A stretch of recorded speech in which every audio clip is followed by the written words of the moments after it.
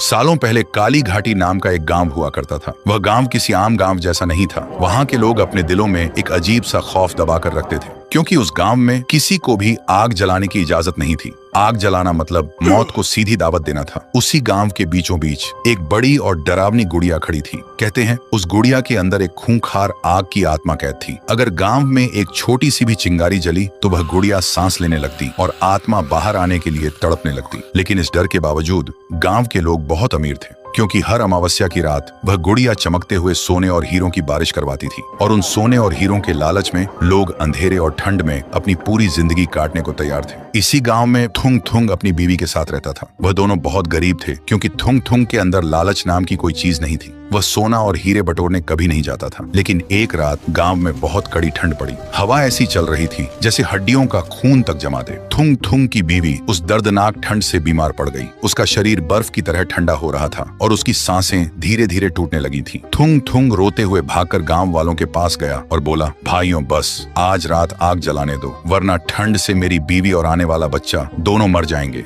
लेकिन किसी का दिल नहीं पिघला। लोगों ने थूकते हुए कहा, पागल हो गया है तू। अगर आग जली तो वह गुड़िया जाग जाएगी और हमें सोना और हीरे मिलना हमेशा के लिए बंद हो जाएंगे। उसे मरने दे। थुंग थुंग निराश होकर वापस लौट आया। अपनी तड़पती हुई बीवी को देखकर अब उसके अंदर का सारा डर खत्म हो गया था। तभी वह चिल्लाकर बोला, भाड़ में गई तुम्हारी दौलत। और उसने बिना कुछ सोचे दो पत्थरों को जोर से रगड़कर आग जला दी। आग जलते ही जमीन बुरी तरह कांपने लगी। गांव में अफरा तफरी और हाहाकार मच गया और गांव के बीचों बीच खड़ी उस गुड़िया में दरारें पड़ने लगी। और अचानक एक बहुत ही भयानक धमाके के साथ गुड़िया चकनाचूर हो गई और उसके अंदर से निकल कर आई वह आग की खूंखार आत्मा बाहर आते ही चीख कर बोली, किसने जगाया मुझे? गांव वाले सुनते ही डर के मारे जमीन पर गिरकर रोते हुए बोले, हमें माफ कर दो, हमने तुम्हें नहीं जगाया। अपनी बीवी के लिए उस हरामी थुंग थुंग ने आग जलाई होगी। सुनते ही आत्मा थुंग थुंग के पास आई, लेकिन थुंग थुंग बिल्कुल नहीं डरा। तभी उस आत्मा ने एक भयानक गूंजती हुई आवाज में कहा, सदियों से इन लालचियों ने मुझे इस ठंड और अंधेरे में कैद कर रखा था, लेकिन तेरे इस प्यार और हिम्मत की आग ने आज मुझे आजाद कर दिया। बोलते ही आत्मा ने अपना हाथ हवा में उठाया और देखते ही देखते पूरे गांव वालों के घरों में रखे सारे सोने और हीरों में आग लग गई। लोग अपनी सारी दौलत को राख बनते देखकर जमीन पर लेटकर चीखने लगे और उधर दूर खड़े थुंग थुंग, उसकी बीवी और वह आत्मा ये सब देख रहे थे।